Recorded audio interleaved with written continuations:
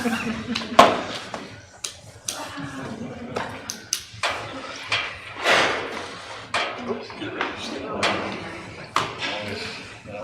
off. All right. It's still. Call to order the regularly scheduled board meeting for USD 464 for our Monday, February the 7th. Please join me in the Pledge of Allegiance.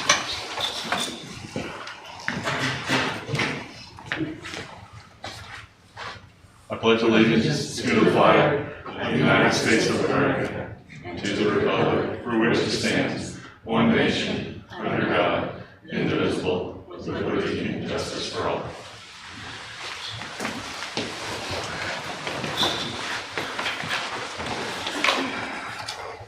All right. Is there a motion to approve the agenda? Make a motion to approve the agenda. Is there a second? I second it. It's been moved and seconded. All in favor, raise your right hand. Motion carried. With that, we'll start off with presentations. Mr. Mann, you're on deck. Or up to bat again.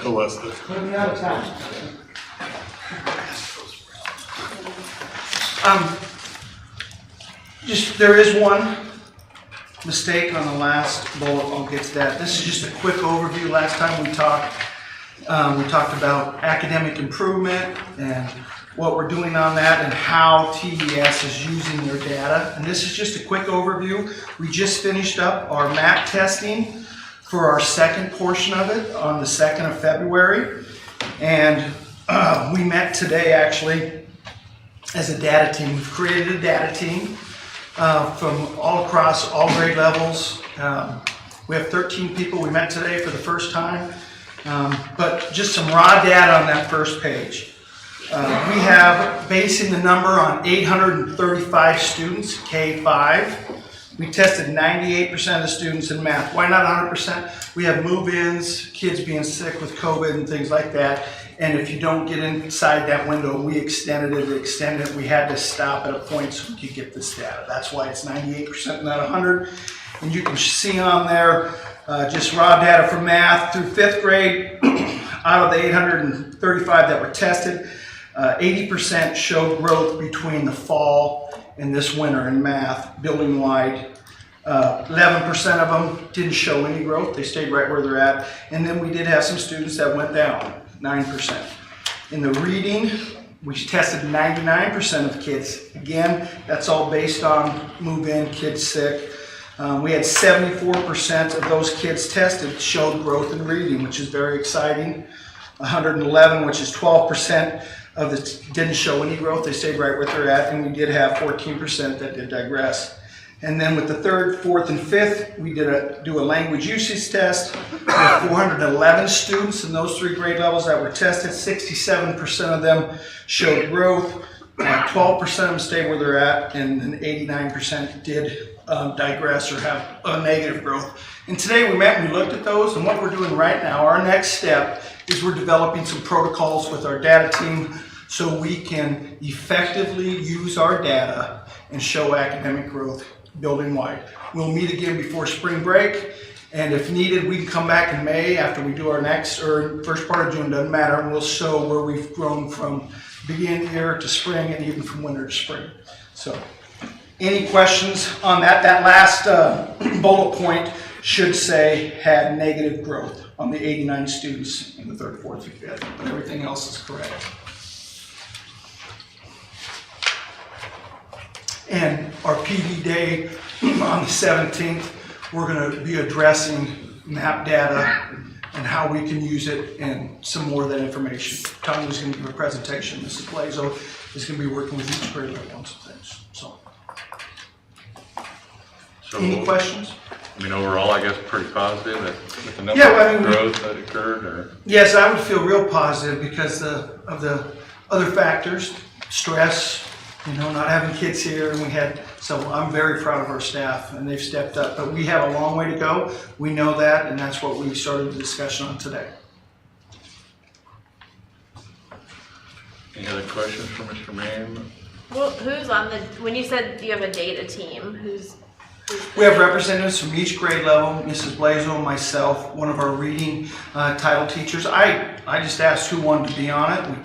I wanted to make sure that we have some from every grade level, and every grade level had a volunteer. I didn't have to seek out anybody. We do not have somebody from the title math, but our emphasis right now is reading. We feel pretty good. We're never going to be perfect in math, but if we had to pick one area or the other where we want to focus our emphasis on it, building-wide, it would be reading and the challenges of moving to a structured literacy program that is outlined by the state.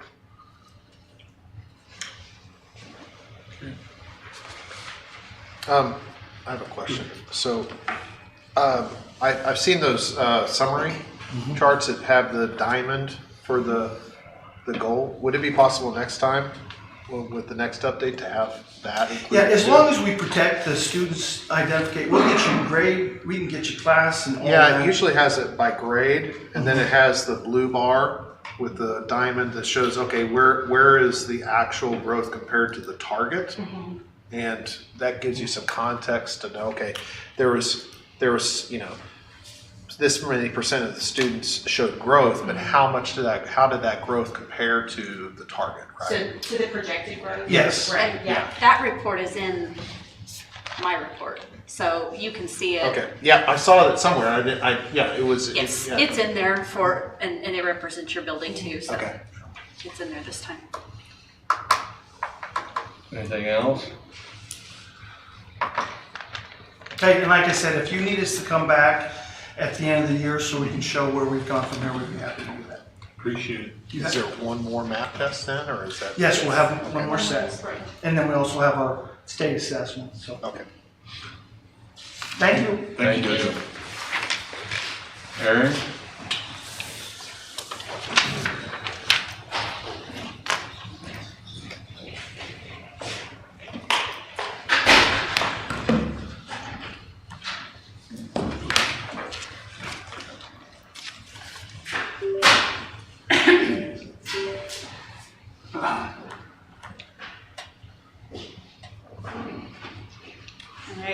Good evening, everyone. Do you all have a copy of my report? Okay. So I'll go through a typical report and at the end kind of a summary of the events from last week on the project. So starting off with the project budget, master budget, total bond fund wise, still holding good with the construction GMP and the contingency amounts.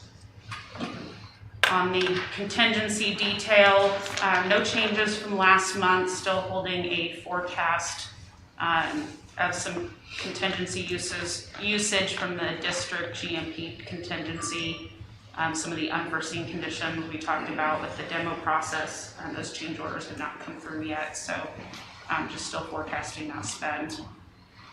All the other contingencies have remained the same and forecasted the same there.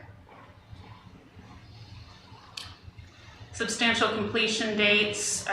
Next substantial completion date will be for the West Campus renovations, followed shortly by the additional classroom renovations in the East Campus around the TPAC.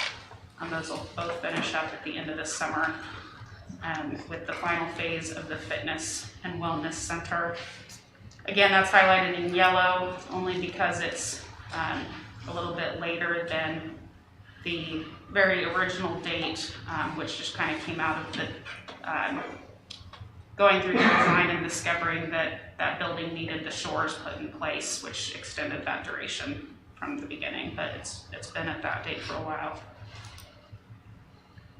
So on the weather days, as we talked last month, the weather days reset with this new phase, starting with a new start date. So the month of January, there were a net of, there weren't as many days used as in the contract, so that's still in good shape. So key deliverables and inspections, material inspections ongoing through PSI, doing some footing, the initial footings for areas of the new athletics edition, and the Learning Center roof punch list is still on our list to schedule. We've been holding off on that. There were some adjustments that had to be made to the rooftop screens that should be finishing up next week, I believe. So we'll get that scheduled now that we're past our little snowstorm last week. So other upcoming key milestone dates, the East Campus structural demo, if you've been by there, that got underway. The weather did affect that by a couple days. With the snow and the cold weather, just couldn't get the machines out there to demo that, but they're back at bringing down the structural portion of that East Campus. Abatement, West Campus Phase 2. So the abatement on the north half of the West Campus has been completed. Phase 2 will begin on the 22nd after the basketball usage of the gym area is complete. Fire sprinkler rough-in work in the West Campus is getting underway. And the East Campus building pad prep will be in mid-March. This kind of jumps around a little bit if it gives you an idea of all the moving parts that are going on right now. West Campus interior framing will be happening in mid-March as well. And the footings, full building footings and foundations for the athletics edition towards the end of March.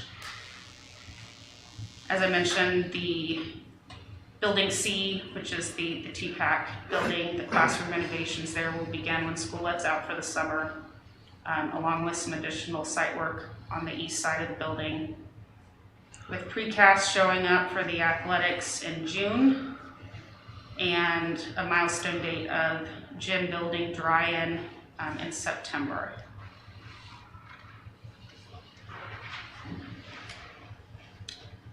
Safety-wise, job site injury reports still doing really well on that front. So going into some outstanding issues and risks, Learning Center completion and punch list. There's been some communication about a few outstanding items there. Kind of gave a summary of where things stand. The punch list has been 98% plus or minus completed. There are a few items that hang out there that I continue to work through with McCown Warden on verifying their completion. A separate punch list is being tracked for FF&E items for the IT and the furniture. Scott Rice will be back out next week to fix some of their items and deliver some of the missing furniture that was delayed from procurement issues. Unforeseen conditions, really just kind of a continuation of what was talked about at this meeting last month. There have been a few unforeseen conditions that came up with the demo of East Campus, and so far a few in the West Campus as well that the team has been working through and finding cost-effective solutions to. We'll be walking the West Campus tomorrow, just to go through, now that the demo is done with the administration, just walk through and verify if there's anything that was overlooked or could be improved upon with the overall finish, just because there's so many little details in that side of the renovation. Athletics and West Campus furniture. So the furniture order for the athletics was executed last week, and I should have the West Campus order from Scott Rice this week to get that executed. Sat down with Lauren and some of the other administration to go through the West Campus order and make some adjustments that resulted in about $15,000 in savings on that order. So that was a good process. Then just have on here project design enhancements, nothing new on that. I think the next thing to discuss with the board are the CTE, potential CTE room renovations. And we'll bring that here in the coming months. So as always, some progress photos and the full change order log are attached. There was really only one new change order added this month. Like I said, there's several pending out there. Any questions on that part? So last but not least, just wanted to give the board and everybody an update on the events that occurred at the new high school last Friday. So as everybody knows, there was a mechanical issue that resulted in water leaks. It occurred in 4 classrooms. The cause was cracked coils on the boxes that provide the heating and ventilation to the rooms. So the team worked together all day Friday. We got Ben and David with McCown Gordon here as well. If there's any information they can provide in addition, but team worked together on Friday with their subcontractors to identify the problem, get it corrected, brought in ServPro to clean everything up. ServPro did testing throughout the weekend to ensure that everything was dried out, both above the ceiling and the insulation and the walls and the flooring. So that was all cleaned up and corrected before school started today. We had a meeting this morning with the larger group and the contractors involved to run through the diagnostics. The cause was determined to be both a combination of a mechanical and a controls issue that kind of hit at the same time. So a solution has already been put in place. Both of those issues have been corrected, but the team is not stopping there. They will be out on site again tomorrow to run through all the factory tests again on the rooftop units, and the units will also be recommissioned. One of the units had not finished commissioning yet, as some of the checklist items were being completed. So the teams will be on site tomorrow to do that additional testing and verifications and analyze some more of the trend data from the building management system. And then we have scheduled another meeting for Wednesday morning with those contractors to go through their findings and ensure that everything's been corrected. So, are there any questions on that front? Yeah, I have a question. I gotta believe there's emergency shutoffs on this system, Yes. so they failed as well to It create the was, flooding. it was discovered that the shutoff point was not, the system has factory controls, and they had switched something in the factory, and that point was not landed on the control system in the correct location, so it did not go into effect. That's the free stat on that or something else? The low temp, Yeah. yeah. Was that the unit that failed, was that commissioned? No, Okay, that was the one unit that wasn't commissioned. correct. But RT1 and 2, I believe, were both not commissioned, but Okay. couldn't hear what you said, Aaron. RTU1, the rooftop unit number 1 and rooftop unit number 2 had not completed the commissioning process yet. They were still going through the contractor checklists before they did all the full commissioning of that unit. They had been, the units had been factory started up by the contractors, and that issue was not discovered during that factory startup, but they had not been commissioned yet. So is it normal practice to move in before everything's commissioned? There was a quick turnaround time between the turnover of the building and the move-in of the building, but it has lingered longer than it should have.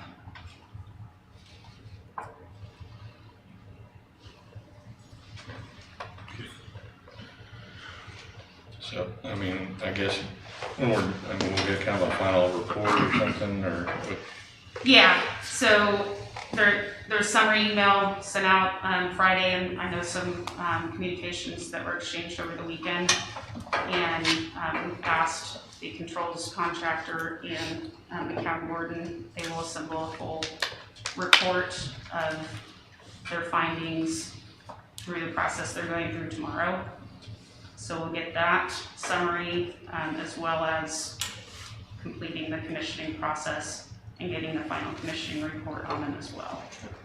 As of now, the causes have been fixed, and those points, the control points have been corrected, the notification process has been corrected. And what is believed to have caused the mechanical issue on the unit has been corrected. The county warden remains on site 24/7, make sure that all those additional testings are done and verified, so nothing surprises us again. For things like, with ServPro cleaning and doing all that, there's cleaning it, but then I don't know if there's anything like the carpet that's adhered or anything like that. As part of that assessment, it'd be good to know, in that situation where it's flooded, is there an impact to the warranty of that for adhesion? You just don't want, like, years later it to fail prematurely because it did get that wet. No, that's a really good point. I don't know, David, if you have any comment or that. We haven't gotten that far as figuring out if there's any kind of warranty implications for the flooring specifically. We're happy to obviously look into that and make sure we're not Yeah, and then having also, issues down the line. I think probably something similar to the lights and that kind of stuff. There's, it takes time to open it up and say, okay, is there things corroded inside, or the potential for that, just to have that checked too. Yeah. No, those are good points. They are coming through, I didn't mention this, but the AV contractor is coming through and doing a full test on the AV systems in those rooms. There are at least 1 or 2 speakers that probably failed, but they're gonna check the whole system on that as well. And there is no cost or charge to the district for this unfortunate circumstance, right? Correct. It will be through the county board and their subcontractors' insurance policies.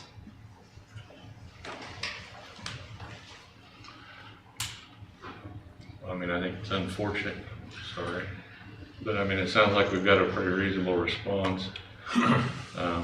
I know we've sent you some questions and some thoughts, and I guess we look forward to that kind of final report. And just, Yep. It's good we had school today. Yeah, I appreciate jumping. Yeah, I think. It was all hands on deck, so I appreciate that. Yeah, no, it was all hands on deck. I think everybody jumped into it really quickly without jumping in and pointing fingers. It was all focused on solving the problem, which is the right way to do things. So everybody worked together really well in that respect. And the coils themselves, a lot of times those units are just throwaway units anyway, so it's not like you're basically just gonna, when the new replacements come in, just pull out the entire unit and put a new one in, or is it just actually the coil itself? I heard that was the coil section itself. Okay, that's fine. Do you know, David? No, I don't know if it's the whole box yet, or if they're just bringing out a new coil section so they can manage the box with a damper and a coil, so. We haven't gotten any confirmation from our mechanical folks when they'll be here. They're long lead times without procurement issues, so the goal is to get them fixed so they can operate until those come in. Personally, I appreciate County Gordon's, from Friday through Sunday, they had people there in 12-hour shifts. Yeah. Monitoring, making sure that, other systems didn't fail. They went, I'm not saying above and beyond, because we appreciated the fact that you made that effort. Because it had to have been long hours. Until we have a resolution. You're right, and that's what they're, it's like being on fire watch almost. Yeah. It's- So, because the temporary fix for those coils, I mean, it's never as good as what it was, the new. I mean, so there's, the integrity isn't as good now as it was until we get those replaced. Is that correct? Right, they've been brazed, but they're like any fitting on Yeah. copper. Yeah. So appreciate everybody's patience and, I think the response was about as good as we could hope for in the situation. And I think the team feels pretty good about knowing what the cause was and working to just really solidify that and get everybody a full report on it. So the district staff, I'd like to say how good a job the district staff did also. Mitch and his staff, Mark and his staff. It was great to work in unison with them. So I think for they the were next, really thank you. on the ball. For the next phase, when we get to the gym, because I see, we're December 28th, right? I think that I'd appreciate if the design or the team would, hey, if we're running into a situation there where we're pushing up, and finishing the commissioning in time to hit a date, and there's a question on whether or not we're going to have the quality deliverable. I think I'd like to have all parties together just to say, okay, and go into it eyes wide open, knowing that, hey, there's a risk here, or do we just revise do we revise the move-in date to where we're comfortable that everything's working like it should? Yeah, I think we should probably sit down and get a more detailed schedule on hitting those dates for commissioning. And providing enough time to go well. Because this phase is going to be even tighter from a completion move-in standpoint. So I think we should sit down and do an evaluation on that for you all and understand that to your place. Sounds great. Appreciate it. Thanks. All right. Anything else? Once, twice. All right, thank you, Aaron. Thank you. Thank you. Thank you, fellas, for coming tonight. 1.6, Tanya, TA staff, or I don't know, it's the alternative school. I'm not sure who's handling all that.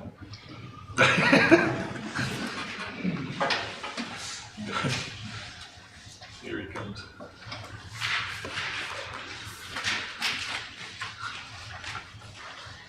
You guys got that email I sent to you, everybody? Anybody want a copy of that? We have that. Is that what Do you on have the it? agenda? Yes. Yeah. Okay. I'll take a hard copy though. Okay. Yeah. Thank you. So I guess I just want to be able to answer any questions anybody has related to the alternative setting. Yep. You can kind of go over it a little bit. Yeah, sure. I followed up also this email with, Drew had asked a question about the number of students per year that go 4 years but don't graduate. That number is much lower, and I don't have that in front of me, but I think we averaged about 1.75, 2 kids per year that have that kind of circumstance. Our target for students would be these students that are listed here as true dropouts, students who legally sign out of the state mandatory enrollment. So those are our kids that we're looking for. I think initially starting this program, we would want to cap it at around 10 kids so that we could make sure we're giving them the attention that they deserve. We want to use all of our resources to help them get to the finish line. Kind of listed here a daily schedule, and this is pretty rudimentary, but it would be, their day would be comprised of these items that are listed in that email. Students working on core classes, receiving mental health services as needed, and every kid will be different. Talking to them about careers, goals after high school, putting them on the track to achieve those. What questions does anybody have? I mean, I know we talked about this at the special meeting, but I know there's people listen, I'm not sure maybe everybody that's watching or listening may not understand kind of what we're talking about. So, Okay. I mean, maybe just, Yeah. sorry to make you start over or step back, but maybe just kind of a little Right. explanation of what we're talking about considering. So for those that may be watching or may not be understanding what we're talking about, what we're finding at Tonganoxie High School and other schools in our area is that we're seeing an influx of new students that have moved to our district, or with many of our existing students that have really struggled to self-regulate, make healthy choices, and demonstrate necessary supports from the home. This has led to an increase in student dropout rates. Many of these students don't fit into the traditional setting of a comprehensive high school. Area schools like Basel, Linwood, Ottawa, Paola, and many other schools our size are experiencing the same challenges within their students. The implementation of an alternative setting will assist our students in earning their diploma through a setting that better works for them. So, tracking students that have dropped out of high school, we have seen an increase in the last 8 years, to the point where we need to find what they need and provide the resources they need to graduate, be successful beyond high school. So that kind of summarized a little bit. We're wanting to open an alternative setting in the West Campus where they would choose to be in that building. It's not a discipline consequence. It's a choice that they make where they have different needs and that they're just not finding themselves appropriate for the comprehensive high school. They would not be mixed with our regular comprehensive students. They would have their own setting in that West Campus. We would use a mix of Edgenuity, our online learning platform, and mental health services that we have already at our disposal at the school. Use our counselors, our social workers, our school psychologists, our all the other support staff that are needed to help kids. I think what we need is one teacher to start with, and I think that we've established at our work session that through bringing those kids back in, those students with state funding would support that one teacher. And then we have to have one administrator that's solely dedicated to that particular alternative setting. So that's what we'd like to start. Mike, Tanya, do you have anything you want to add? No, we've been talking about this for a long time. We've known it's an issue. We've known we have students that need something different than what we're providing at a comprehensive high school. And so when we started talking about the bond and the project, we knew we'd have space in the West Campus. And so we had talked at that time, and we were very excited about being able to offer this for our students. We want these students to be able to graduate with a diploma like their peers in the high school. Same requirements, adjusted credits, but they would receive a diploma. And they would also have the supports that they might not be able to receive in other words, or in a comprehensive high school.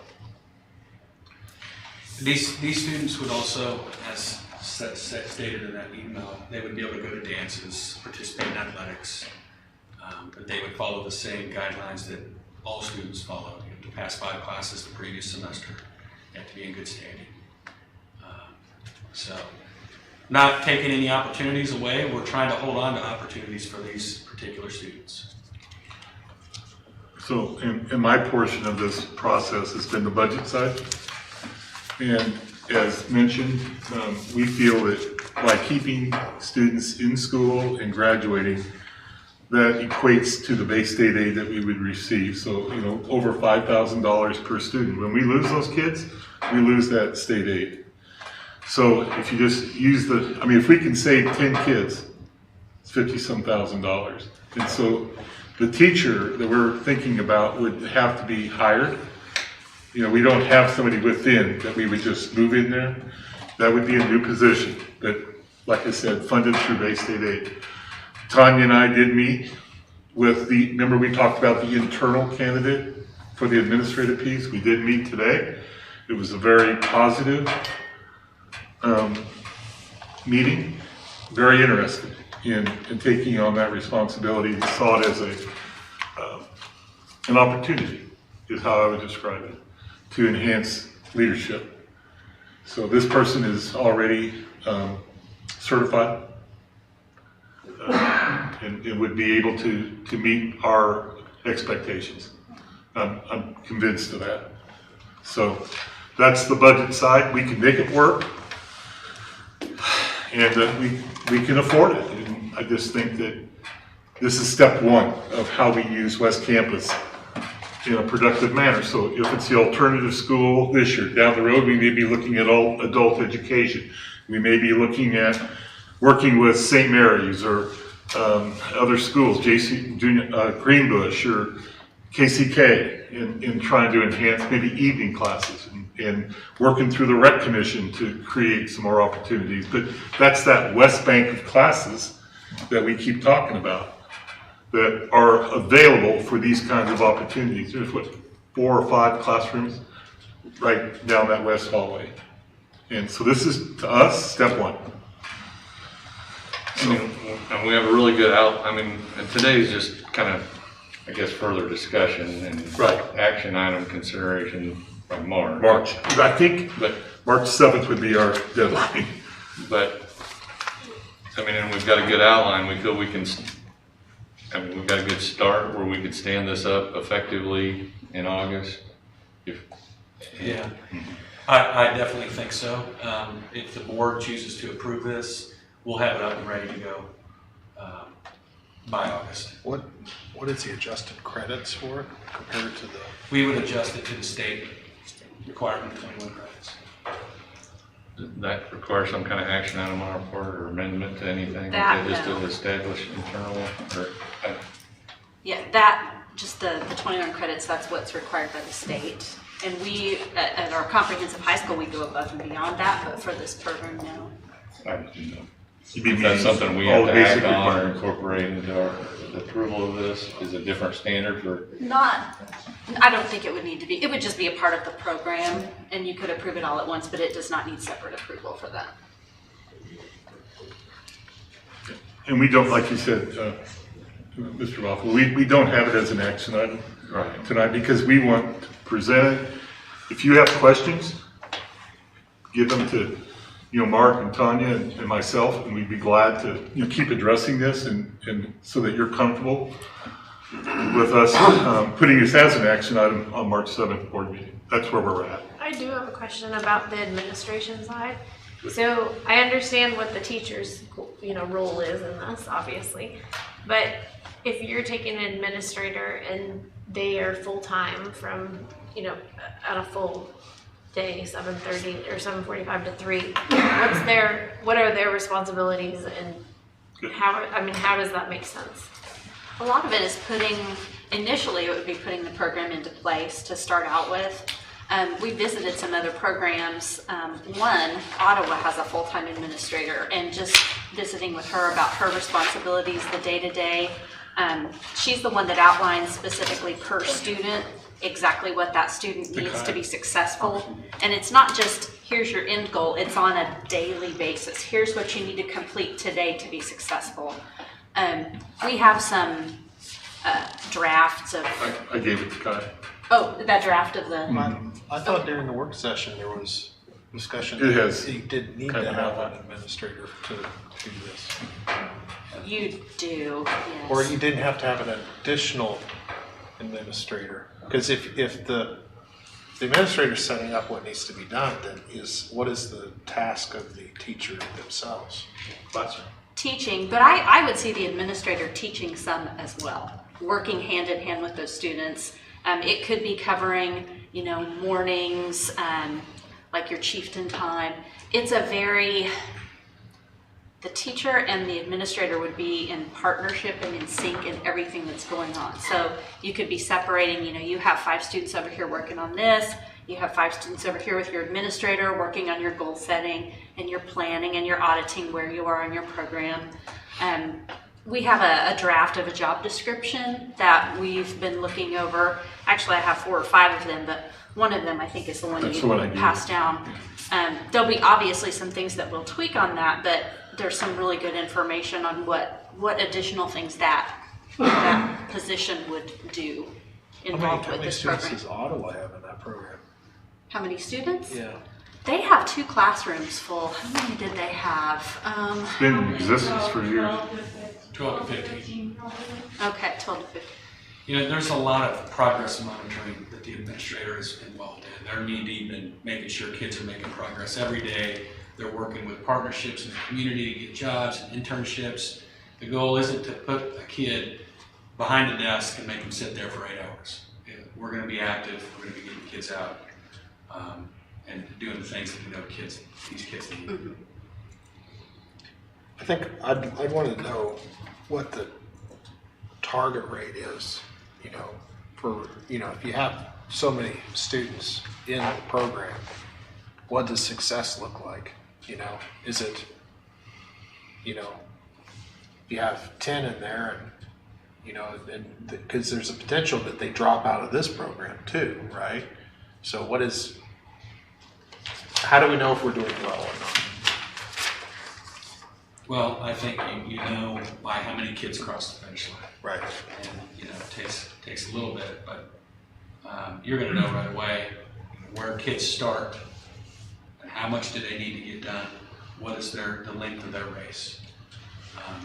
So I just want to have that as part of this, say, this is our target, right? Well, we talked about in our work session 3 years, to give this thing a 3-year opportunity to be successful. But yeah, you look at those numbers at, each year. Yeah, What is 70%? Is that a success rate? Well, I 60%. think you look at, if there's a number of other schools that have already done it, what was their curve and and what's best of class, Yeah. right? And I think then you go, okay, well, here's what the average is, here's best of class, and I think we should be shooting for best of class. And then gauging how well we're doing against that. No, I know what Drew's saying. There's a lot of positives to this, but if you still had a high dropout rate, then, it's got to be reevaluated. And I think the point, like you brought up, is if it's being proposed, are we locking into 3 years? We kind of have to have a reasonable time frame for those kids, particularly in the startup phase. But overall, I think there's a lot of positives. But we have to be able to measure that it's working, because On a year-to-year basis, after year 1, you have a target, and you say, okay, we met that one, and next year, year 2, the target is higher, and then you see how we're doing that. Not going at the end of 3 years. Right. I would see it similar to our building reports. We have our buildings come in twice a year to give reports to the board. I would see the alt setting being the same way, and to give those periodic reports. It's not always going to be showing this many graduated. It might be this many made progress toward this much progress, and now this much progress. So there's so many different ways you can measure that and see the effect that you're having. Everyone's going to have a plan. Are they on the plan or are they not? Right. And you're always cycling through new students. You're going to have some success, and you're going to probably have some setbacks. So That's why I think you just have a goal. Yeah, it's going to be hard to have 0 dropouts. But Right. if we can Right. get it less than 15, Yeah. that percent we have doesn't reflect positively on our district. So Well, now there will be kids who will be ideal for this program, but this program is not going to be for your kids who have severe behavior issues. If they're just getting in trouble and causing issues at school, they're not appropriate for this program, and we wouldn't put them in that program. So could there be other dropouts? Yes, but those kids would not be a candidate or be successful in this program.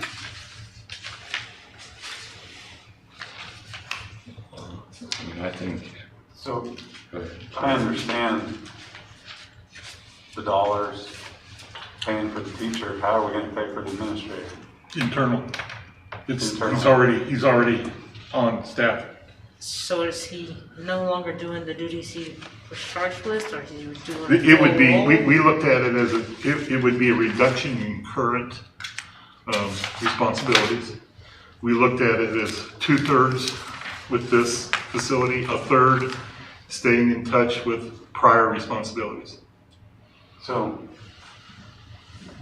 just asking, if I agree to a contract for X dollars and I have a reduction in duties, do I accept reduction of dollars?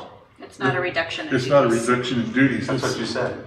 No, 2/3, the additional duties would be taking on the alt school administration. It's a Okay. shift. It's a shift, yeah, absolutely, yeah. So basically what we're saying is this employee right now is doing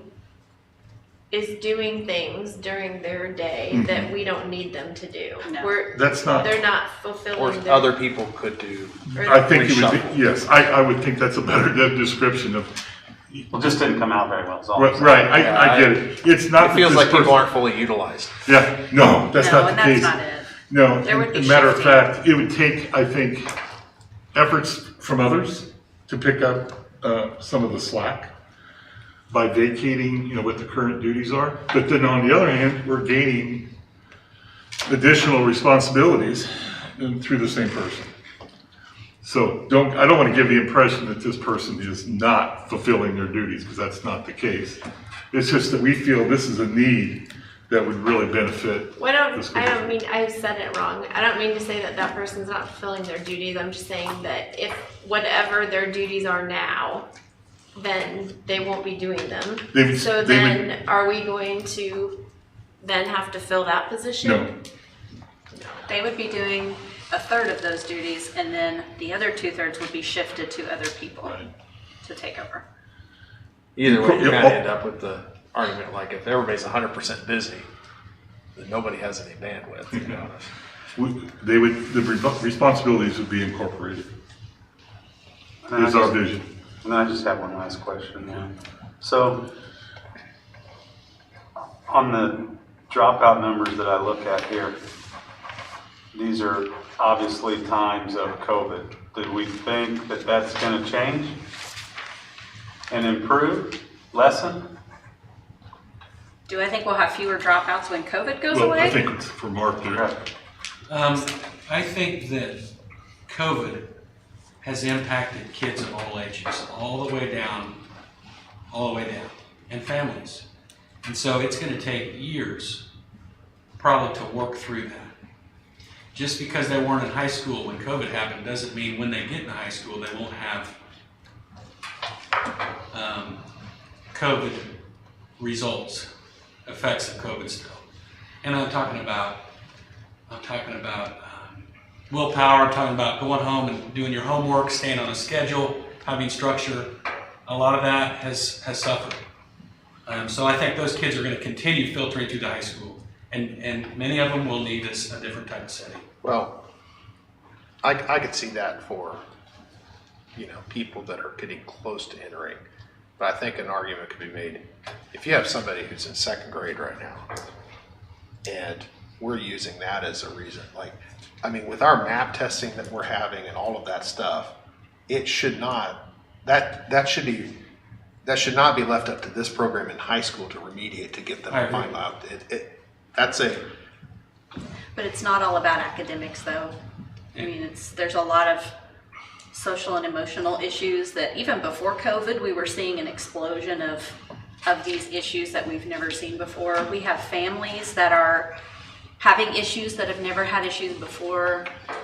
There's a lot of different family supports or lack thereof now. I mean, we've got a lot of really good families up here, and there's a lot of good support in our homes, but in other homes, children don't communicate with their parents. Parents don't communicate with the children. There's just a lack of family structure and supports. And it's hard to imagine that until you encounter it like these ladies do on a daily basis, dealing with kids who are going through things that they should never, ever have to go through. Yeah, I'm not disputing any of that. I'm just saying, like, the data that you have for the dropout numbers doesn't show an explosion prior to COVID. You know, it's 1, 6, 5, 4, and then it jumps to 8 in 2019, then it goes 13, 10, 15. So, I mean, it's not as if it was a trend. It's kind of bouncing around there between, you know, an average of about 4 prior to COVID. Now it's averaging about 3 times that during COVID. I think that's where, is that kind of what you were? That's what I had in my mind. Yeah. Well, there have been issues for a long time, and I think in the past there were some instances way prior to Mark, you know, prior to others, that kids were just passed on. You know, you need to just get out of this high school. Let's just, you know, get you passed on and through. I don't know, Lexi, do you have a comment on that? I was just gonna say, I don't know that we can bank on things getting better after COVID. So I know that we have elementary school kids who, yes, their math scores might improve and things academically might get better. I don't think at this point we can bank on the social emotional improving by the time they get to high school if their home life does not give them the support and teaches them how to self-regulate or how to handle stress or how to appropriately handle all of the curves that life throws at them, because it's generational and their parents haven't been taught those things. We can't expect for those things to go away, and COVID has exacerbated that. I don't think it's fair for us to just expect for all of those things to get better, in my opinion. And alt schools have been around for a long time. You know, Mr. Feldkamp here has run alt schools in other districts prior, and so there were needs prior to COVID. Yeah, a lot of different variables. So is the reason that this is a subject in our district now because of the new building, we now have room to host it? And it would have been a conversation we had 2 years ago if we had the space to do it. Yes, I mean, it's been a dream of ours for a long time. I remember when we were meeting with the community and having community forums, we talked about using the West Campus as an alternative setting, which was prior to COVID, certainly. So we knew that there's value there. We knew that that would have a place for numerous kids and that could help numerous kids. Yeah, I agree with everything you're saying, and you know, regarding social emotional and challenges, you know, that many of the kids are facing at home with being taught those skills. That it's just my understanding of the intent of this is that once those students then get to the high school, despite all of those issues that they might have, we're getting them a degree, and that's the primary goal of this. But if we also have an additional goal of dealing with those social, emotional, and trying to resolve that for their future, then my point is that doesn't just start here, right? So this isn't, hey, we're going to iron it all out in the last 4 years before they go out. I agree with all that, and if it's truly like what you described, then that has to be something at all levels to try to limit the number of kids that are getting into this. That's why we have our social emotional supports in place in all buildings now. We have a curriculum, but that doesn't fix everyone. And this is just 11th and 12th grade. It could be, Some- Case-by-case basis. It Yeah. could yeah, we be. talked about 9 and 10, We case want to by case. exhaust all the other options before this. Drew, I understand exactly what you're saying, that communication has to exist in all buildings. Yeah. I mean, it seems to me like 2 years just kind of missed our opportunity to capture them, right? Well, that's why I think the case Or by, not. as a student's a freshman and you assess where they're at. You know, that's the case-by-case basis that the team, the high school team has to evaluate. And that's the exception. So I agree, Chris, it's not just a 2-year thing, but when you get to that junior year, it's you know, fish or cut bait. Are you gonna graduate or not? That's just how I look at it. I think that this is, just for me personally, this is a hard concept to wrap your head around, right? Because we don't work in the school, I understand what you're saying, but it's hard for me to understand how, it says here you're focusing on 11th and 12th and then case by case 9th through 10th. So like Drew's saying, it is hard for me to sit here and understand how, you know, you're going through the school system and then we're gonna solve all these problems these last 2 years and maybe, you know, before that. Like it is a hard thing to understand. I'm not saying that it's not the way to go. If other schools have these programs and you've done these programs in the past, and I get all of that they exist for a reason and they, you know, and they are successful. But just for me personally, like if I have to come to the meeting and vote on it, I'm going to need more information. Like I need a website to go read up more on, or I need to talk to people who have worked in those programs, or just from the conversation we had previously and from tonight, I still really don't understand how, I get how the one teacher's paid, you know, through all of that, I get that, but the administrator, I struggle still with that, and then just the whole concept of how, like these last 2 years, then that's the magic, you know? Like I don't think I'm understanding. Like I know you're shaking your head and I get it. Like I'm sure you're frustrated because we don't work in education. I've never worked in education, but I have to vote on this. I want to understand better. So where do I go to figure out more of like? I think we should take you to Ottawa to look at their program and see. Their program is the most similar to ours in that it's an off-site location with the teacher and administrator there, and just to see how it works and what it's all about. That'd be my recommendation. And I'm not going to tell you that this program fixes these kids. That's not the purpose. The purpose is to get them to graduate and to provide them some skills to help with their life. So part of this part of this is not just a diploma. It's giving them some life skills, like how do I make a grocery budget? How do I pay rent? How do I even find an apartment? How do I get a job? How do I go interview? There might be some value to have that in the comprehensive side of things too. Yes, and we do have that, but a lot of these kids are just missing those pieces, and some of the pieces that your parents would provide at home, like, here kids, this is how you brush your teeth at home. You know, some kids don't get that like our kids do. And we forget that, and it's so hard for us to see because we don't live it.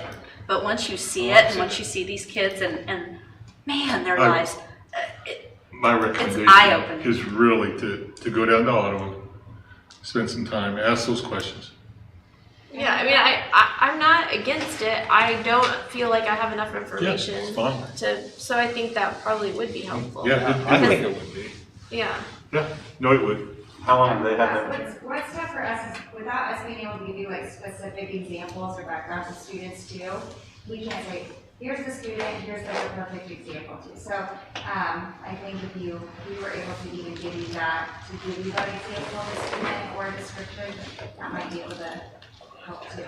Yeah, that would help, but also when you look at the number, like for us who, you know, if you're looking at the numbers and trying to make sense of it, it's not easy. So yeah, if you understand how it impacts, I don't know. I think understanding, knowledge is power. So if you understand like more, it would probably be easier to. And the number of students that we have with significant struggles that would surprise you, that students in Tonganoxie are struggling with these things. I mean, just from our first years of working at the high school to where we are now, our roles have changed so much because student needs have become so much more significant. So, I mean, we live it every day, just like you said, you're not out there living it, so it's hard to understand, but so much of our days are spent with these students and trying to process through all of this and teach them all of these skills that they don't have parents at home modeling it for them. So, I mean, we could point out so many kids at the school to you guys and say, like, this is what they're going, if we could, if it weren't for confidentiality, but be like, this is what they're going through and this is what they're going through, and they'd be a perfect candidate for a situation like this. And if we don't get them into an alternative setting, we assume we maybe have one more year with them. And then we don't know what else to do. Like, it's a scary situation for us because we try so hard and the teachers try so hard to do everything we can. And we don't know what other things to do because we really don't have any other options. Or we know we're gonna lose them. They're gonna choose to drop out. And then what are their options? So, Prospects. so what is the so I mean, have we talked enough to, students that would fall into this, opportunity where we understand what is the attraction to this program versus just dropping out? Because if you're, I can imagine, if you're somebody who doesn't want to be in school, you don't like it, and you just want to get out, and you drop out, why would you choose then this? Great question. I think a lot of our kids are dealing with extreme high levels of anxiety. And we've seen that go through the roof in recent years. And so when you ask a kid who suffers from anxiety, would you rather go into this comprehensive high school with 620 kids and walk around and interact and be seen and stuff that's what they're not wanting. Or would you like to go to this alternative setting where there's a less number of kids, more one-on-one attention, you've got mental health supports in place. They're choosing that. Okay. That's helpful. I think it continues to be a good discussion and some valid questions, and if, the more resources, the better. I kind of feel like we have to do something because we have to address these numbers and we get graded based on what we are, but I think I like Drew's point of we got to have the measure. How are we going to measure this so we're not just like doing this perpetually and it's not working, so that we can stay current on it. And I know Lauren's got some budget stuff to kind of get out to the board and review, but any other discussion, questions, comments on that? Otherwise, we'll probably have this on the agenda for next meeting. Don't hesitate to probably fire these guys more questions if you got them beforehand. It helps a lot getting them in advance. Thank you. Thank you, Mark and ladies. Thank you, guys. All right, with that, we'll move on to the consent agenda. Is there a motion to approve the consent agenda? Make a motion to approve the consent agenda. Is there a second? Second. It's been moved and seconded. All in favor, raise your right hand. All right, motion carried. With that, we move into the public comment section. Mr. Kirby. And I apologize, I didn't want to touch on, you guys didn't know what I was asked last time. Is it a special meeting? No, we didn't. No. I want to start, I appreciate your guys' response. My concern is, I've asked a number of questions, but I'm not getting actual answers. And I realize what I'm asking is kind of putting you guys in an impossible situation. Because I'm asking things like, where's this 4% threshold coming from? Like, how did we come up with it, or is there scientific evidence? I'm asking things like, why aren't we asking us to consider stopping all sports and band and choir? Because that's what the CDC recommends, knowing full well that we're not going to do that. But I'm also asking you why we're not wearing N95s, and by the way, there's nobody in the room wearing one, when the CDC says that's the only thing that's going to protect you. And I'm kind of asking that, I realize I'm being a little bit of a turd, but we're then putting masks on our little kids, and it's driving me crazy for my children. We all know there's no appreciable benefit to them. but yet we keep pushing them on our kids. County's not quarantining anymore. I'm not sure why we are. My biggest concern is, I feel like, I mean, we talk about emotional, social issues, but we're raising a generation of kids that are being forced into following a rule without asking why. And I work in an architectural engineering space where critical thinking is the only thing that matters. You can read the book, that's fine, but it's not going to get you anywhere.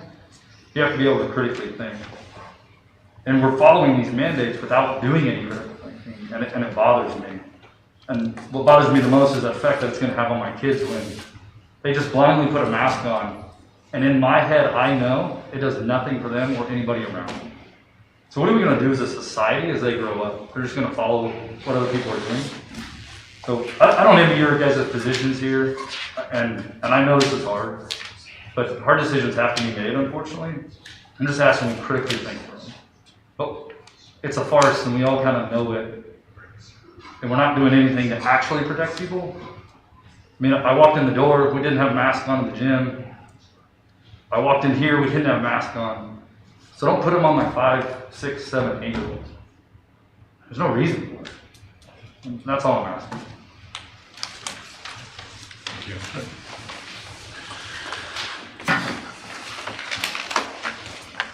All right, we'll move on to Superintendent Report.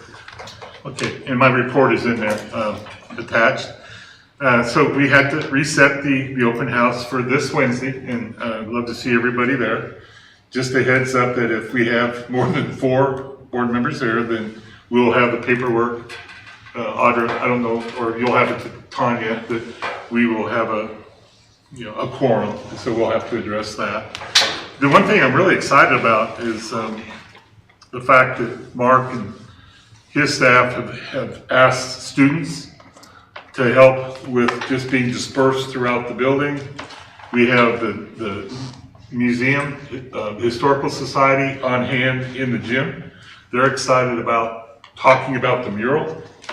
And so that'll all be, I think, a real positive for us. And then, I mean, we hope for a good turnout, but we don't know. There's a lot of people that have been through it already, either through activities or the basketball tournament. So we don't know the number of people that will be there. But we're opening the doors at 4:30. We'll be there till 7. And, look forward to seeing people there. The next thing is we have, of course, 2 special board meetings that you're aware of. February 21st is the master plan meeting with Amber, and we will have that at the district office. There's just more room to spread out there in the West Haven Baptist Church. And then we also have the mission vision planning session with Dr. Meckel. And I would kind of like to see where the board would feel comfortable having that meeting with Dr. Meckel. It'll be a smaller group. We could do that at the district office, maybe another site, or how you want to do it. But we'll talk about that. It'd be a 6 o'clock meeting.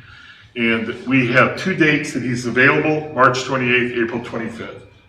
And so we know that we'll pick one of those 2. So is that just to develop the mission and vision, or is that also goals? Or? That's that whole as much as we need. If we do the mission vision and we run out of time, Drew, we can come back, and if you guys want to work on goals, we'll do that this summer again. Yeah. Maybe zero in on, this may lead us down that path. I just know when we get together and do vision and goals, or vision, just the vision part for a new project, that's like 2 hours. You're right. I don't think we're going to. If you start at 6, it's like. No. I'm envisioning a 2-hour meeting, and then we'll probably have to have a follow-up, to continue keeping this thing moving.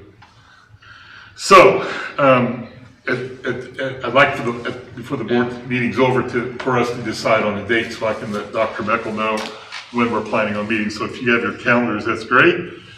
Rebecca Peresta and I will be presenting our just a budget report on March 7th. We had a couple hiccups, there with COVID and all sorts of other things, so that's what's pushed that back. But yeah, we'll be ready for a March 7th presentation. I've been visiting a lot more frequently with the rec commission on the MOU. We do have that lined up.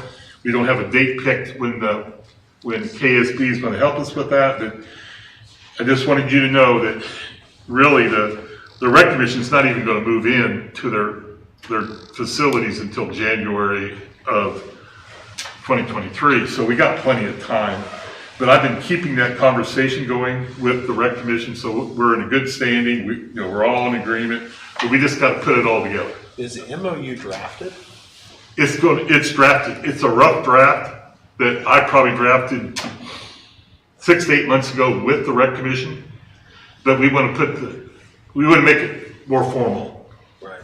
The verbiage, and that's where we're at. Yeah, but we have agreed to some real high level items already. So I do have a rough draft, Drew. West Campus Kitchen. All right, here's another topic I just mentioned, and I think I need to get the board involved. During the sale, I mean, there's nothing left in West Campus Kitchen. All the stainless steel equipment's gone, which was fine, but now it's rough. I mean, we got pipes, we got electricity, we got things coming out of walls that are uncapped.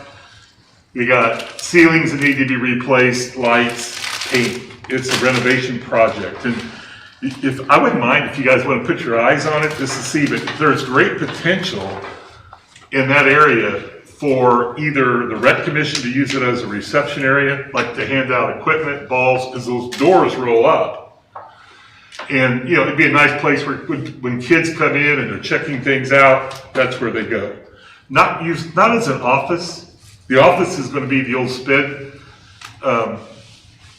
classroom to the west side of the cafeteria, if you're all familiar with what I'm talking about, right there by the elevator.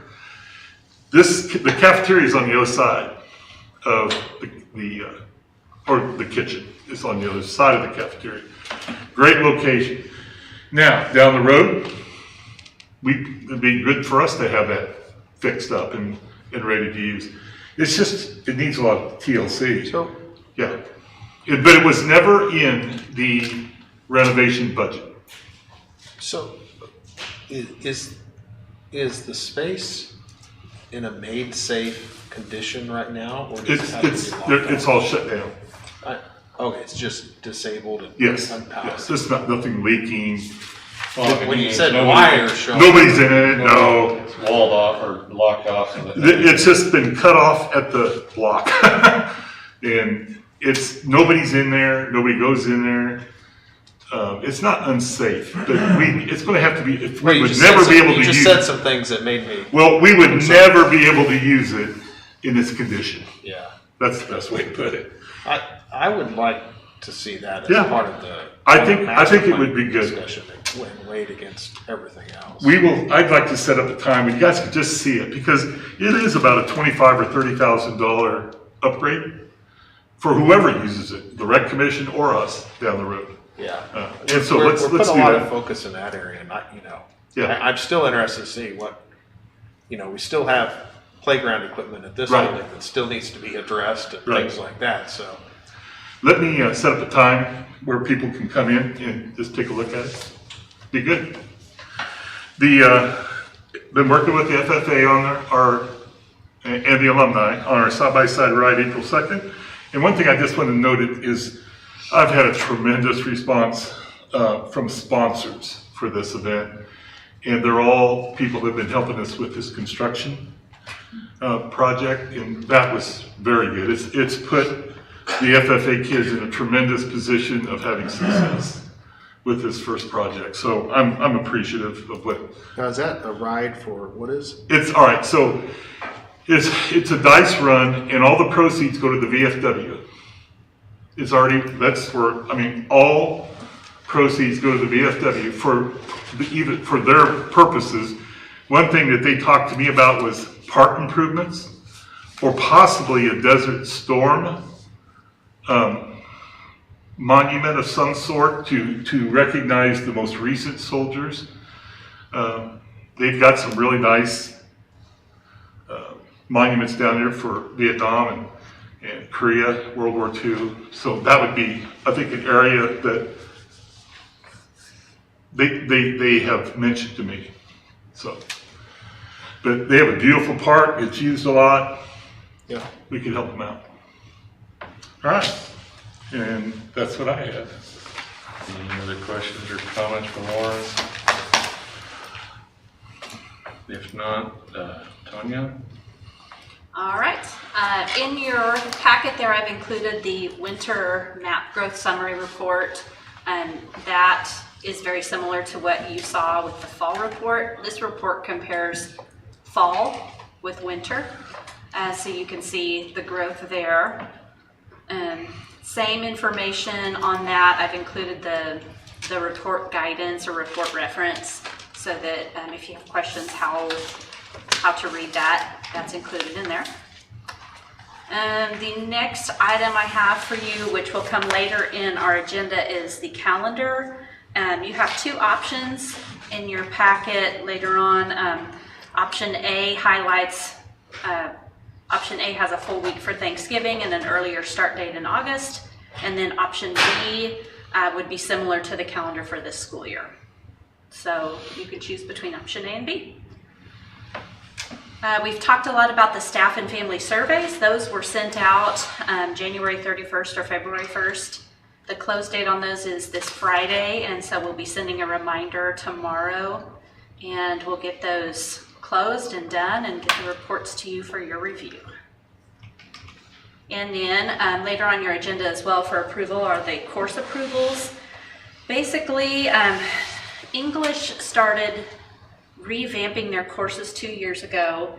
They're taking them from just your basic English 1, 2, 3, 4 to more specific interests for high school while still, using all of the same standards. So one of the new ones, This Land is Your Land, Reading America. It's about, reading American literature, Americana, and there's some accompanying documents in there for you as well that explains more about that. That's an opportunity to partner a lot with social studies.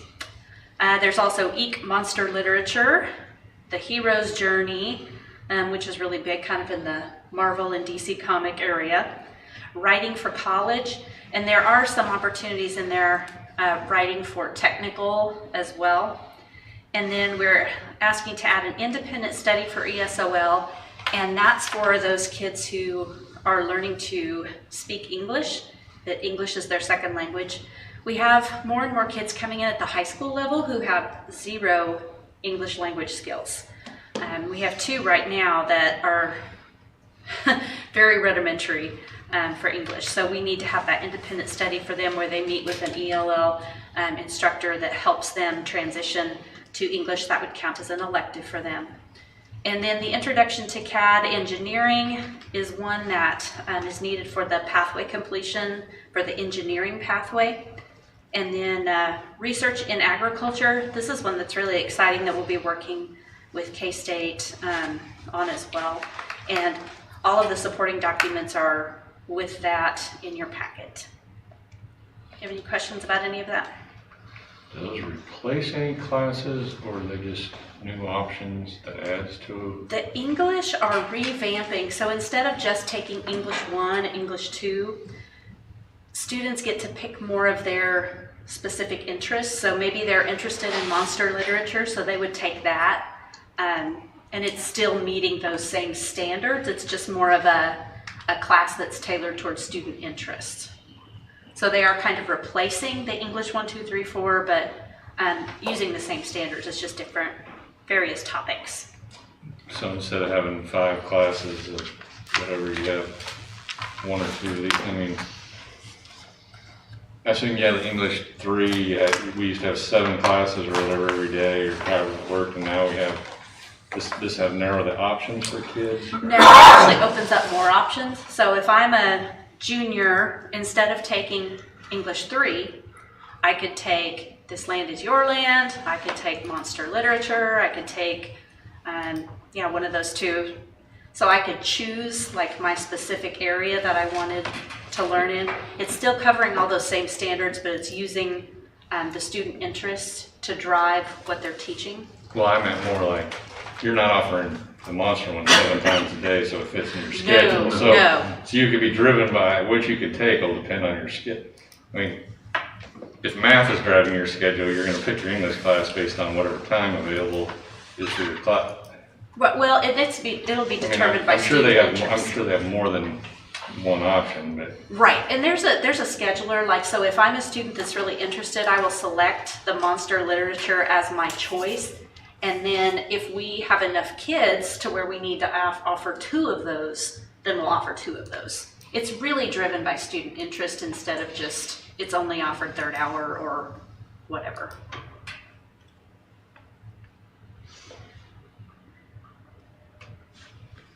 All right.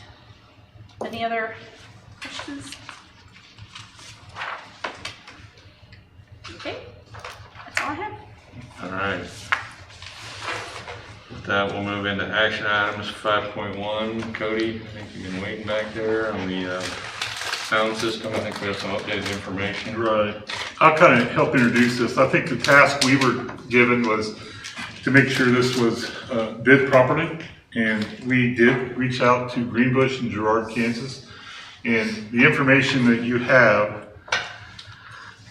shows that this was bid through the state bid. And so, I mean, there's a whole bunch of documentation in there from Greenbush stating that this was put out on an RFP. These are, people that responded. And the Daktronics was the company that was selected by Greenbush to receive the state bid. So, I think that was the biggest thing here is that we did our due diligence, did our research. We went back and Cody can touch on this, I don't want to take it all, but we got a quote back from Daktronics, and there's 2 of them in there. I hope you understand that it showed what the bid would be for 2022.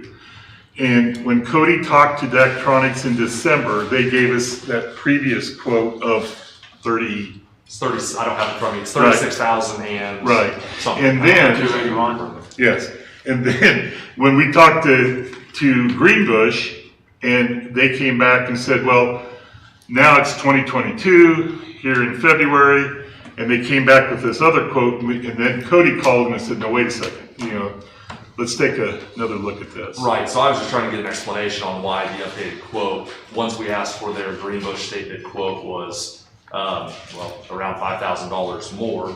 That is their price adjustment for 2022.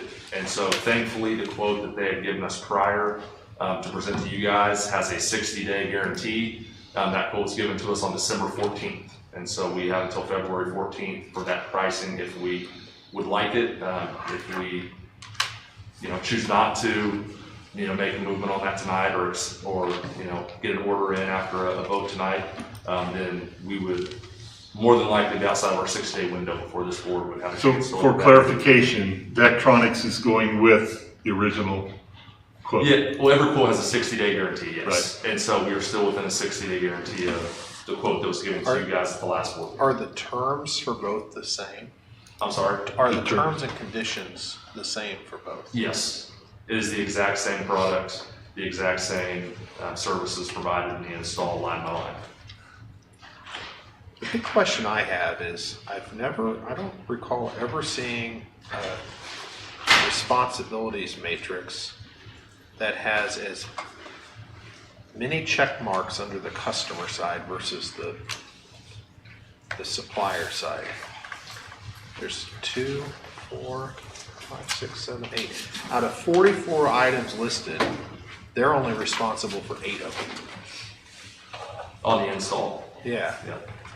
So my question is, how many of these apply for this project, and what's the cost of all those check marks by the customer side? We're talking the fiber or the wire? Well, you got payment and performance bond, permits, removal of existing equipment, removal of existing structure, disposal of existing equipment, disposal of existing structure. I don't know if they talk about that they don't include any of the power, that the underground conduit is by us. There's a lot of scope there. So, correct, Cody. we know what we have to do. Right, and so there's already a power supply out there by the existing scoreboard. So power supply, while we may have to do some trenching to get power from the scoreboard over to where I believe if we went with this system where we would place it, yes, there would be some work there.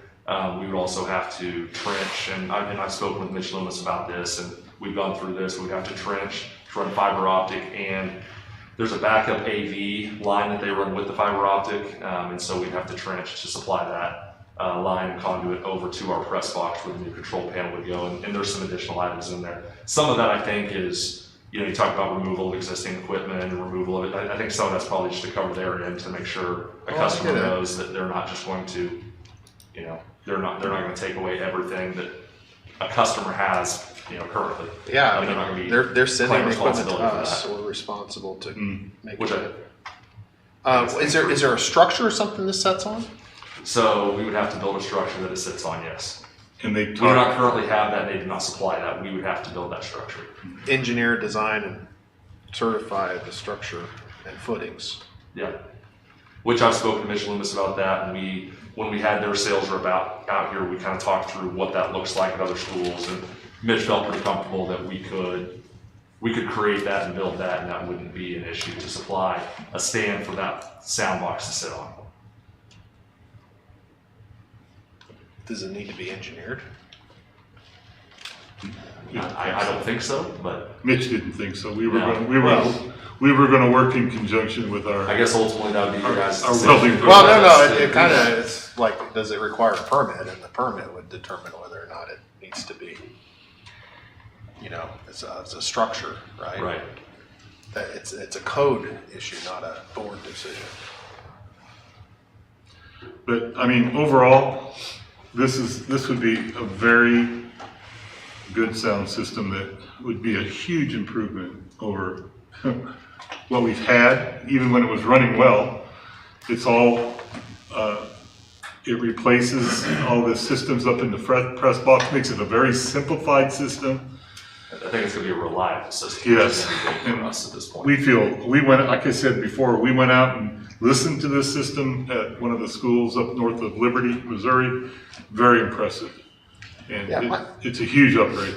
My concern is I don't want to buy a top, buy a system of this quality and then not have it installed and because I remember when we did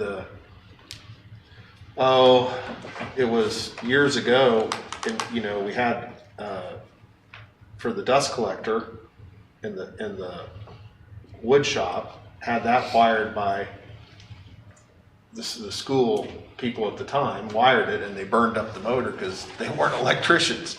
So I want to avoid any situations where, because we're doing so much of the work, that it's not done up to standard because we're just not experts at it.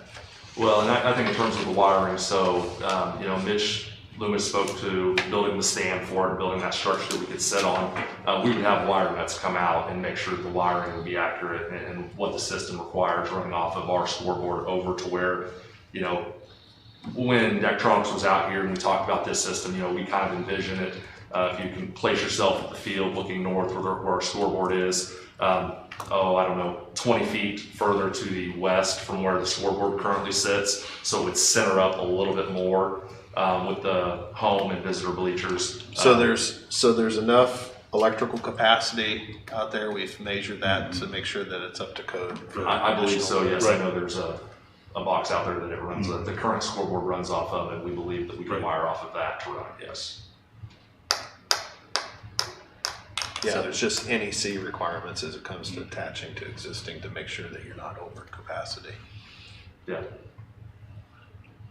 So we basically know what the speaker system costs, we just don't have any idea what it's gonna cost us to actually completely install everything.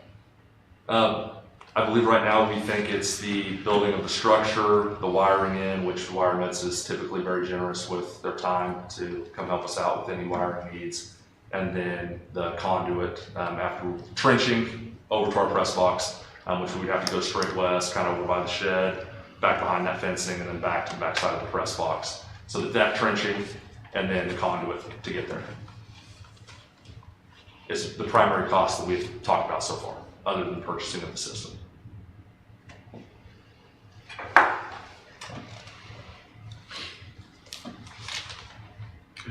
And then if you need a permit, you're gonna have some electrical drawings and, seal, probably drawings and stuff like that for the electrical power, which you'll have to hire somebody to do that.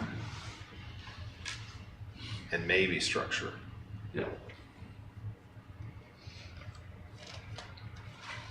Well, I think that, I trust that everyone who's working on this has a vested interest in making sure it turns out the very best it can possibly be, because if there's problems with the sound system, the first people that they're gonna harass are Mitch and Cody. So I trust that they would, when it comes to installing it, that they would make sure that they, I'm not saying that they don't have intent. I'm just saying with some of these things, do they have the qualifications, right? So Mitch is great.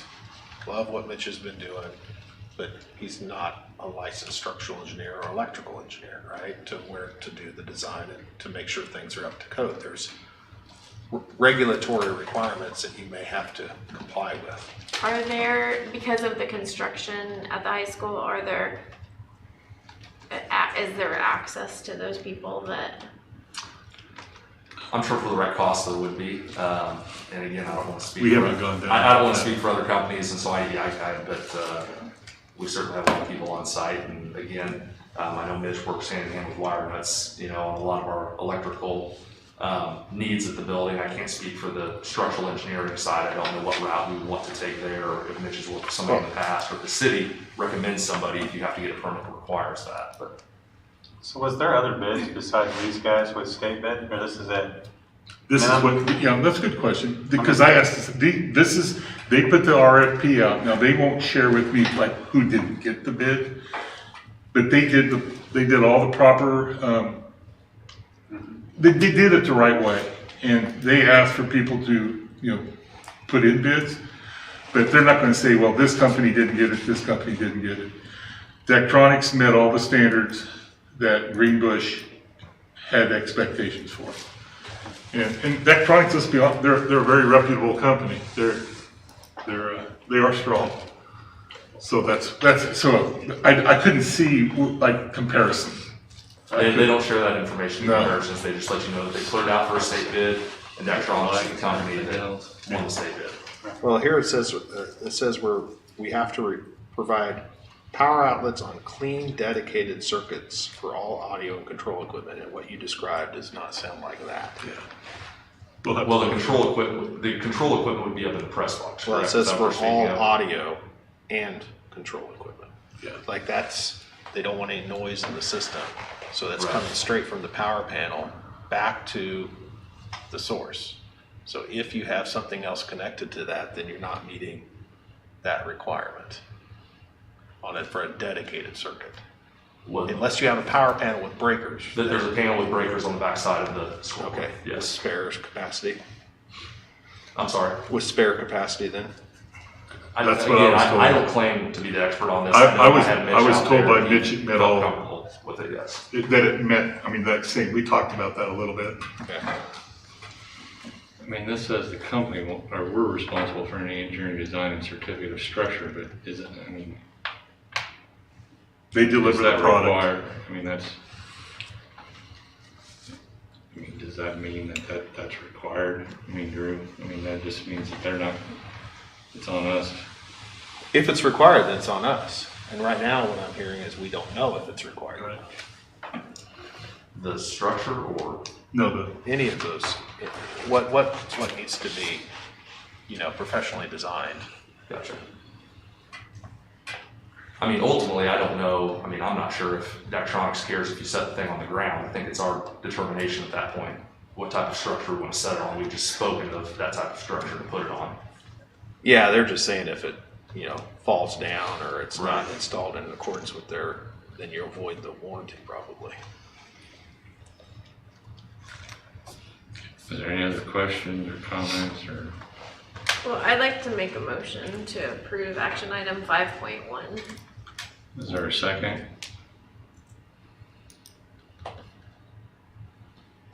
I'll second the motion. It's been moved and seconded for action 5.1. All in favor, raise your right hand.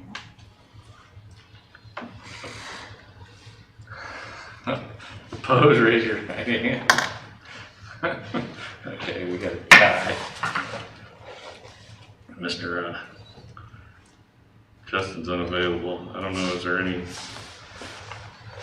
I guess for those that are against, I guess I would just ask if there's some kind of conditions or circumstance. I just want to make sure it's done well and that we understand what everything is required, right? So, because even if you're going to save several $1,000s by approving it now and then it's not done right, that comes back more negatively on us. You know, even if all the intentions are well and everybody wants it to work.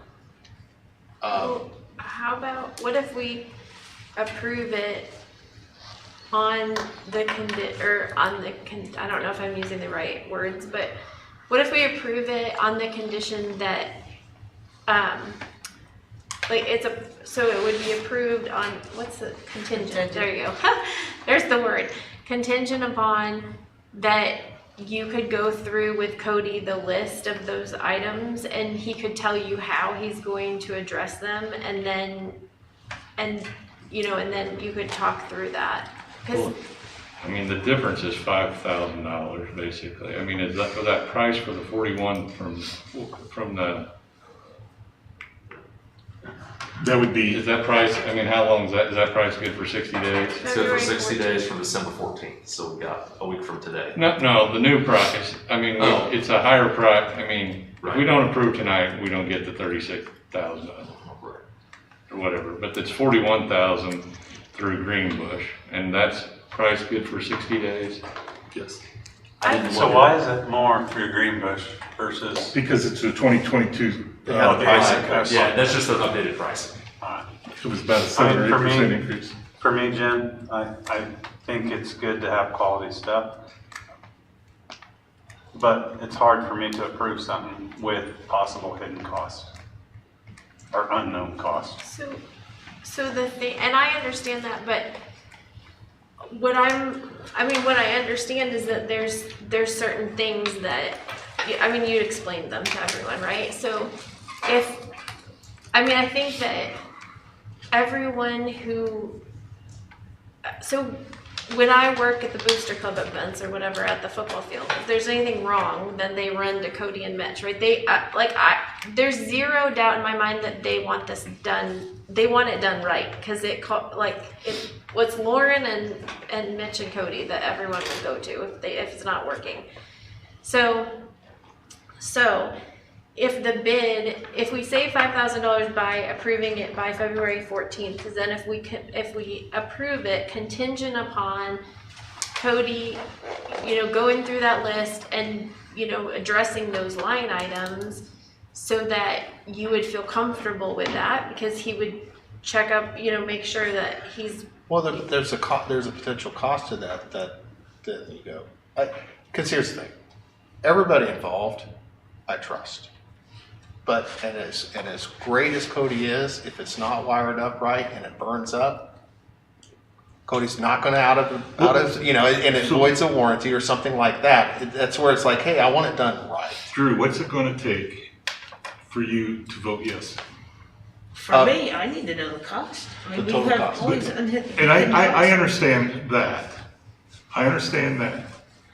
But I also, just think, Karen, if we don't get this order tonight, we will not have a sound system for soccer or track. Because it won't be delivered until May 1. If we order tomorrow, May 1 is what they're saying now, is when we would have. I'm just trying to push this thing along. To that point, Lauren, and soccer starts in I know. March, so we're missing soccer. So, I guess what I'm hearing, I kind of agree with Kaya, but if there's gonna be additional costs, or if there's something we have to do for a warranty, we need to have it all spec'd out, probably correctly and You don't know I what mean, we're at permitting's required. I mean, we're at a tie right now, so, and, I mean, we can't, at this point, we can't go forward. So my question is, did I oversee their list of requirements and our responsibilities the last time this got produced to us? I believe it was on both quotes. So the quote that you guys had prior, I believe as you go down the quote, it's there. Did you see that before? I didn't see it before. It wasn't there last time? I don't think so. That checklist. No, that came from the state bid. Okay. That came from Greenbush. Okay. Yeah, if it was turnkey, say, hey, we got it, and here's the price, I would have voted yes.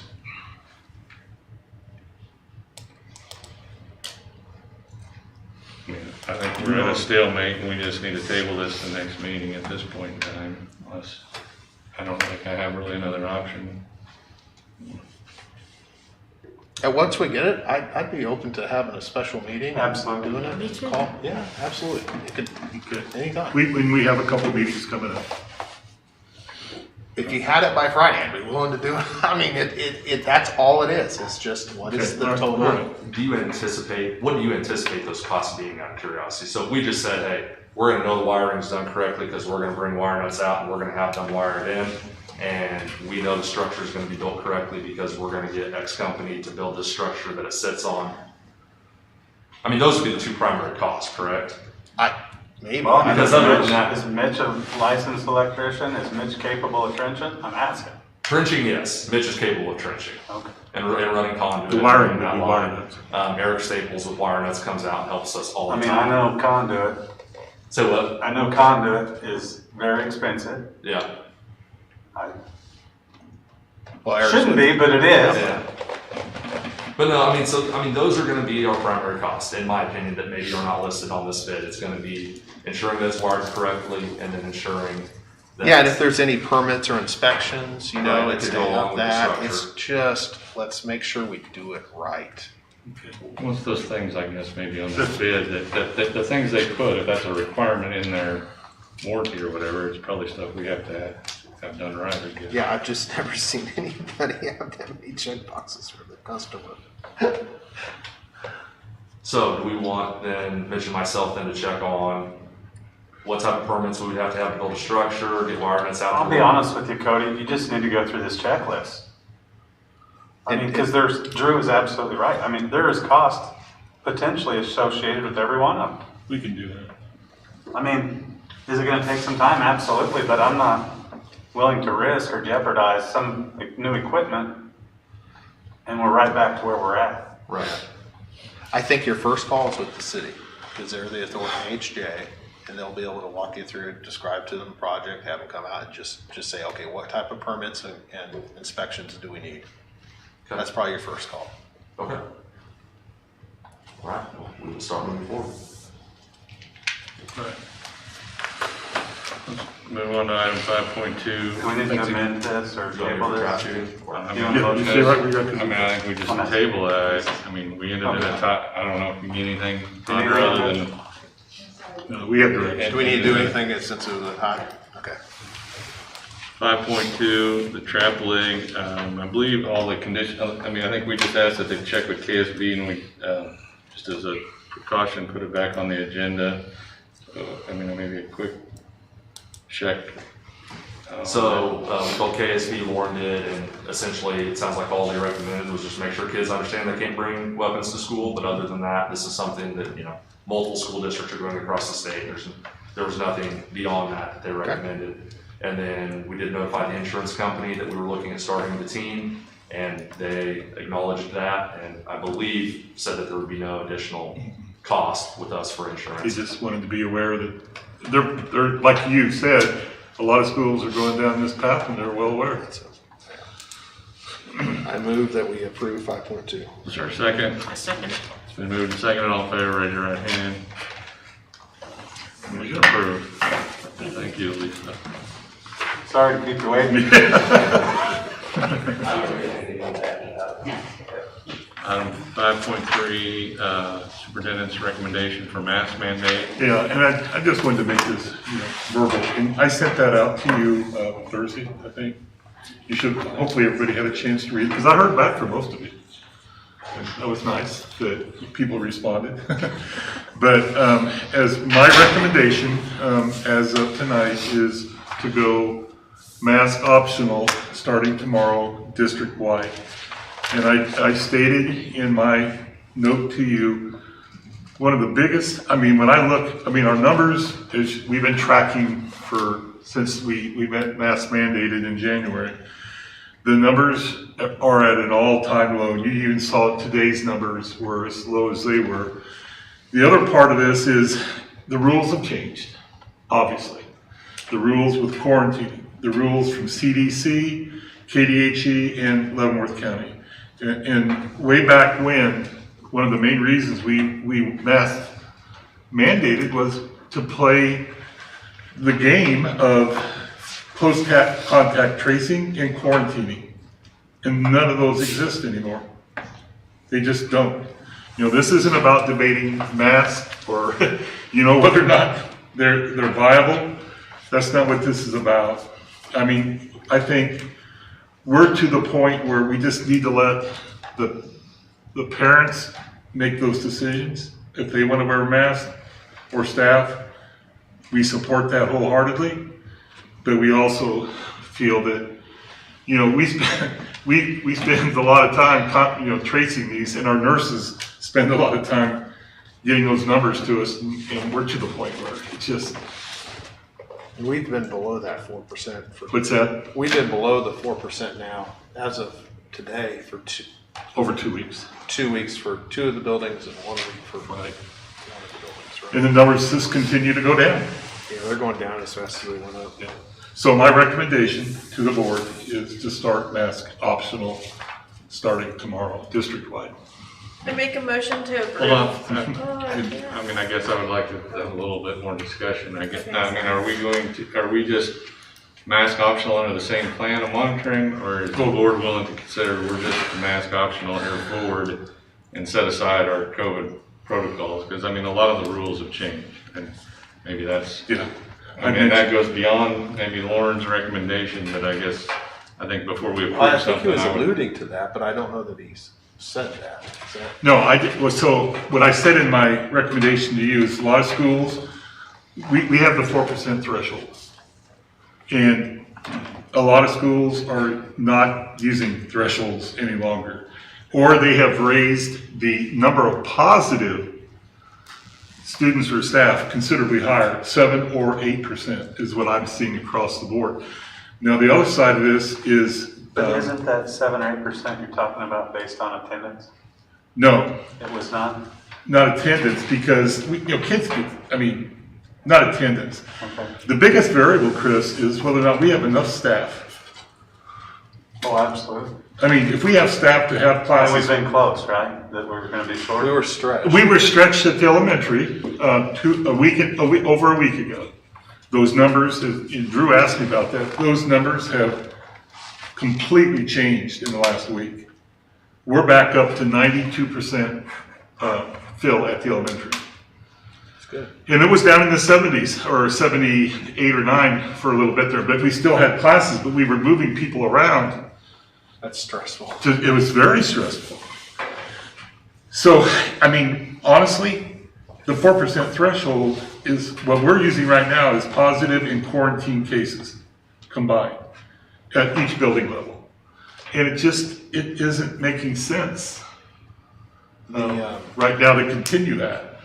Well, our goal has always been, a focus on keeping kids in school. Right. So, and now the other thing that's changed is the recommended quarantining time. The contact tracing and quarantining has changed. Or the time for even quarantine's down to half the time, 5 days. Yeah, and I didn't mean to overly complicate. I think pretty much everyone's supportive of mask optional proceeding tonight, and maybe tonight's meeting's not the time to totally scrap all of our tracking and monitoring, but if not tonight, it needs to, I think, come pretty soon, because I think we're spending a lot of resources on a game that we're not really playing right now. So, but I just kind of wanted to put that out there before we had a motion, sorry. Sorry for That's okay. cutting you off. I have one other thing for clarification. I mean, this has nothing to do with busing. Is that, I mean. The is bus, that- yeah, the federal mandate still is in effect. That's good. Thank you for bringing that up. That has not changed. So if you fly, you still wear a mask, and we fall under the same regulations. And I'm with Jim, we can work on this at another time. Yeah. So when the fire alarm's going off, what are we doing? Then, if the biggest factor is staffing, and I have to make that call quickly. I mean. No, I get it. Yeah, that's it. I mean, But there's no longer the quarantining, so. There's no longer there shouldn't quarantining. be unless you have a whole slew of positive cases. There shouldn't be an issue. There's still a few quarantining. Is that just left They over are from self-quarantined. self-quarantine? Yeah. right? And good they're all Those are family quarantine members, like if mom has it, kids are quarantined, and they're quarantining themselves, we're not quarantining them. Yeah, they're not coming from us. Right? And they- Yeah, we don't have any authority to quarantine. Because that's what he said, they're short teachers. Only the health department can We do have that. parents and. So, And I probably derailed what we're trying to maybe immediately accomplish tonight, I mean, So I do have a quick question on the self-quarantine. So do they fall under the same, like, guidelines if they're choosing to quarantine rather than being We have forced to been. quarantine? We've been counting them. Well, we've been counting them. but Counting. Most of them are quarantining because a family member Like a is child sick, that's so sick. they're kind of monitoring at home if they have symptoms or not. We haven't been regulating That's that at single all. digits. That's a really low number. I mean, If I see a large number of staff positive, then I have to get in contact with the board. We got a problem. You know, and it's, for 3 weeks now, it hasn't been the case at all, besides the example that we just used at the elementary. It was stressful. Well, that's from day one when this thing started. We're like, hey, Yeah. if you have kids quarantining, you can still keep the school open, but if all the teachers staff. get quarantined, It then was you're staff. shut down. I would love to get rid of that 4% threshold, but and adjust that, but that doesn't have to happen tonight, in my opinion. maybe we should continue to evaluate. Yes. See what makes the most sense. I do too. or something. I mean, that way we still have a trigger in place. if- Right. Yeah, we I can agree. continue to monitor. I the agree. numbers. I mean, I don't know, I can still go both ways on this, but anyway, I guess I'd entertain a motion on this. She made a motion. May I speak? No, I'm just kidding. I'm just Yes, kidding. Eva? I would like to make a motion to approve item 5.3. I would second that. Been moved and seconded to adopt Lauren's recommendation to go mask optional starting tomorrow. All in favor, please raise your right hand. Motion carried unanimously. Okay, item 5.4, the district calendar. Any questions or comments related to this item? I think there's two different options. I guess my question is, if we take, I mean, we saw a draft with all of Thanksgiving, and one question was about how it aligns with BASER because of special ed and the various different things. I mean, where do we sit with that, I guess, in terms of the options were provided? Pacer doesn't have a full week for Thanksgiving, but we also don't have the same start date, end dates, or professional development dates. Okay. I mean, we are different in So some we get it. aspects. But either one is fine, so option A or option B, whichever. Questions, comments, motions on the board? Well, it makes more sense to me to go with option B because in November, giving people a week off at Thanksgiving, if you're an athlete or involved in any activities, you would have to be here anyway. So, because you're going to still have practices and meetings and everything. So I don't know, I would think It's the that. same way at Christmas too, though, right? In those regards. Well, They're still Chris- coming over Christmas break, right? And they There's work not out. as much. There's a dead period where you can't do Yeah. anything, so there is the first week or so where they can't do anything. But Yeah, the it's second not as week much. typically, yes. You start So practice. really the only difference that I'm seeing is the days in November. So we're talking about, and then where are those days coming from? They're added to the beginning of the school year. Okay. So if you go with option B, it's more similar to what we had this year. Right. And you're starting 2 days later, so you're starting, August 18th. And if you go with the other option where you have a week at Thanksgiving, you're starting August 16th. So you're starting 2 days later with option B, and you have 3 days of Thanksgiving versus a week.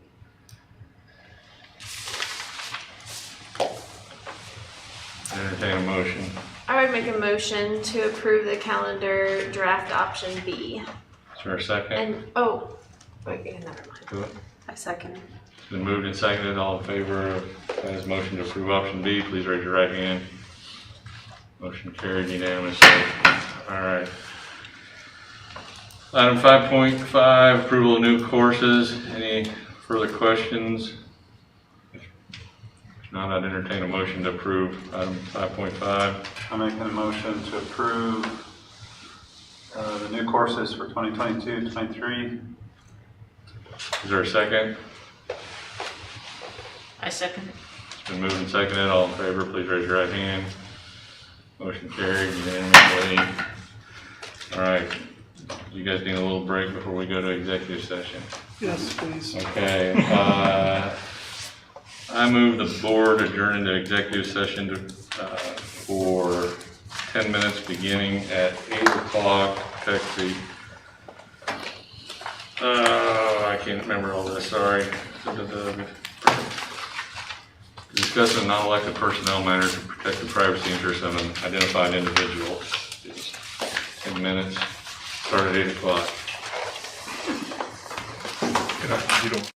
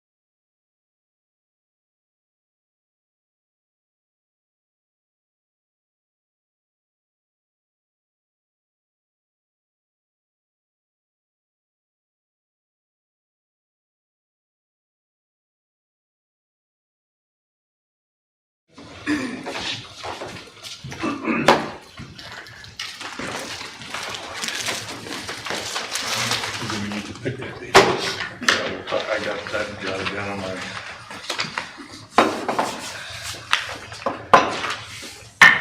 Call the session back into order. Out of executive session, I would move that the board extend Lauren's contract 1 additional year. Is there a second? I second it. All in favor, please raise your right hand. Unanimous. Okay. Sorry here.